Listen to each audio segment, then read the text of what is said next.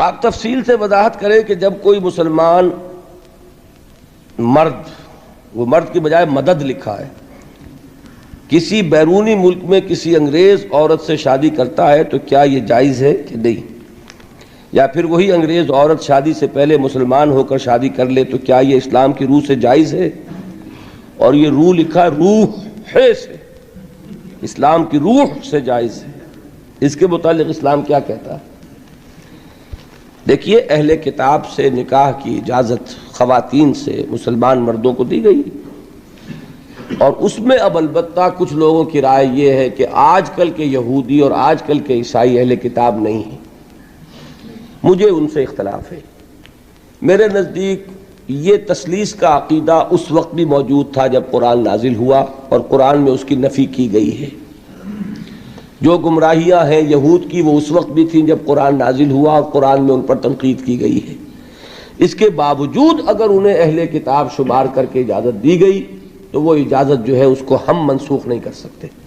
جس طرح اللہ کی کسی حرام شے کو حلال ٹھہرا لینا غلط ہے، اسی طرح کسی حلال شے کو حرام کر دینا بھی اتنا ہی غلط ہے، اس لیے کہ حلال اور حرام کرنے کا اختیار اللہ کے ہاتھ میں، ہمارے ہاتھ میں نہیں ہے۔ تو اگر اہل کتاب کی خواتین سے اجازت ہے نکاح کی تو نکاح ہو سکتا ہے، وہ چاہے پاکستان میں ہو چاہے باہر ہو۔ باقی اگر کوئی اللہ کی بندی اسلام لے آئے تو کیا کہنے، نور علی نور ہے، وہ تو پھر اس کے اندر تو اسلام کی روح یا روح سے اس کے جائز ہونے کا کیا سوال، وہ تو مطلوب ہے، بہت پسندیدہ ہے کہ وہ اسلام لے آئے، تو پھر تو کوئی شک ہی نہیں رہا، وہ تو مسلمان کی حیثیت سے مسلمان مرد کا مسلمان عورت سے نکاح ہے۔ یہ بہت افضل ہے، بہت سے خطرات سے بچ جانا ہے، اور اس کی تلقین ہونی چاہیے کہ مسلمان جو ہیں۔ اب یہ دوسری بات ہے کہ حالات کو دیکھتے ہوئے ہم یہ تلقین کریں کہ بھئی ایسا نہ کرو، وہ حالات کی تحت ہو جاتی ہے بات، اس لیے کہ ہو سکتا ہے اولاد کا جھگڑا پڑ جائے، اس کو قانونی حقوق حاصل ہوں گے۔ اگر آپ بیرونی ملک میں ہیں، وہ مقدمہ کر کے جو ہے، وہ چونکہ آپ اسلامی ملک میں تو ہے نہیں، اس کے اثرات جو ہیں، ماں جو ہے غیر مسلم ہے تو اولاد کدھر جائے گی؟ تو غالب پلڑا ادھر ہے کہ وہ ماں کی طرف جائے گی اس ماحول میں۔ اس لیے بچنے کی تلقین کرنا یہ اپنی جگہ درست ہے، لیکن حرام قرار دینا جو ہے وہ میرے نزدیک درست نہیں۔ منسوب ہے کہ اگر دجلہ و فرات کے کنارے کوئی کتا بھی بھوکا پیاسا مر گیا تو عمر قیامت کے دن ذمہ دار ہوگا۔ یہ نقشہ واقعہ ہے، تسلیم کرنا پڑتا ہے کہ ان لوگوں نے اس چیز کو آج کی دنیا میں بالفعل حاصل کر کے دکھایا ہے۔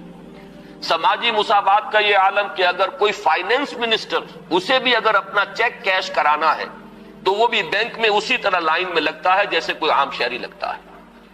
یہ سماجی مساوات کہ غریب سے غریب آدمی بھی وہاں پر جو بھی ہے، چاہے وہ ویلفیئر پر زندگی گزار رہا ہو، وہ خود معذور ہو چکا ہو اور صرف اسے حکومت کی طرف سے جو ہے سہولتیں حاصل ہو، لیکن اس کا بچہ بھی اگر بیمار ہوگا تو اسے وہی علاج میسر آئے گا جو وہاں کسی کروڑ پتی کے بچے کو علاج میسر آئے گا، اور اس کے بچے کو بھی وہی تعلیم ملے گی جو کسی منسٹر کے بچے کو تعلیم حاصل ہو سکے۔ یہ چیزیں جو ان کے ہاں اچھی ہیں فی الواقع، جو اصلاً تو ہماری تھی، لیکن یہ ہے کہ اس وقت اگر ہمیں وہاں پر یہ چیزیں نظر آتی ہیں تو مجھے تو وہی احساس ہوا تھا کہ کتابیں اپنے آبا کی یہ موتی علم و حکمت کے جو دیکھیں، ان کو یورپ میں تو دل ہوتا ہے سی پارا، چیزیں ہماری تھیں لیکن یہ انہوں نے کر کے دکھائی۔ بدقسمتی ہماری یہ ہے کہ ان چیزوں کے بارے میں تو ابھی ہمارے ہاں کوئی سوچ نہیں، ادھر پیش قدمی کا کوئی امکان نہیں۔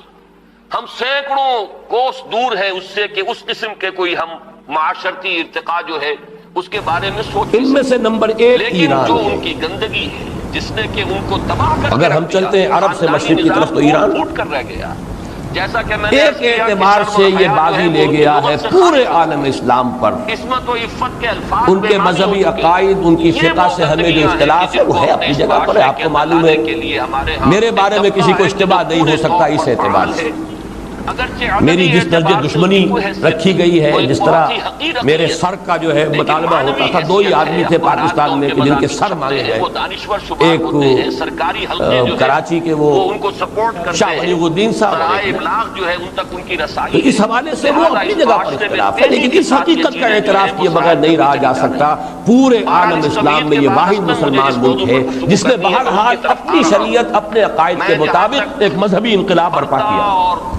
زنا کے اور استیصال پورے عالم اسلام میں مذہبی سطح پر حکومت کی سطح پر فنڈامنٹلسٹ صرف ایک ملک ہے، یا دوسرا جو ہے تھوڑا سا وہ ہے سوڈان، لیکن اس کی اہمیت اس لیے نہیں کہ وہ کسی عوامی انقلاب سے نہیں بنا، بلکہ وہ ایک فوجی انقلاب سے شکل بنی ہے جو بھی بنی۔ اللہ کرے اس میں استقامت ہو، اس سے یقینی کوئی نتیجہ برآمد ہو جائے۔ خبریں بھی اچھی آ رہی ہیں، لیکن میں تو دنیا کا جو پرسپیکٹو ہے اس کے حوالے سے عرض کر رہا ہوں کہ اس پہلو سے ایران ان کا ٹارگٹ ہے، ٹارگٹ نمبر 1 ایک خاص اعتبار سے۔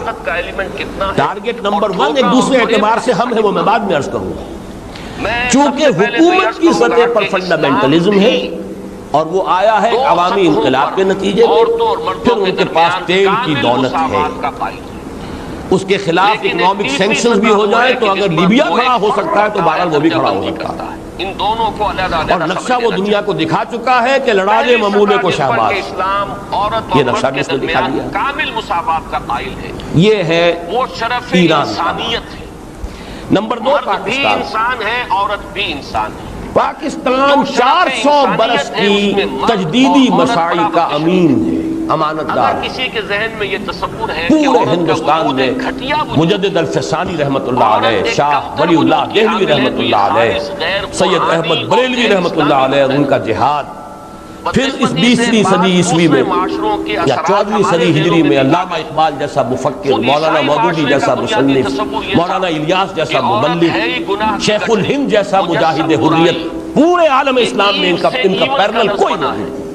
حضرت حوا کے لیے ان یہ کے 400 سال کی تاریخ اور ایو سے ایول ہے، اس کی امانت کو کہتے ہیں، یعنی یہ کہ اور اس کے نتیجے میں یہاں کے مڈل کلاس میں فنڈامنٹلزم کا ایک نیوکلیس ہے، ہمارے ذہنوں میں بھی آئی۔ اگرچہ حکومت کی سطح پر کوئی پیش رفت نہیں ہو سکی آج۔